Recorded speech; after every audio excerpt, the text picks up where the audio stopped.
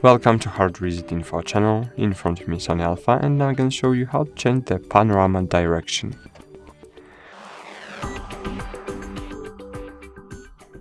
Panorama direction settings lets you choose the direction you will move the camera when taking a panoramic shot.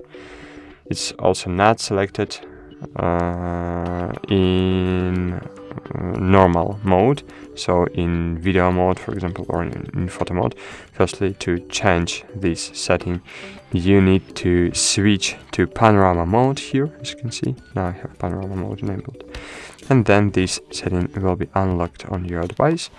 So then click on this panorama direction, click right, left, up or down. For example, if you wanna take upper panoramic shots, so choose up direction. That's it. Thanks for watching and bye. See you.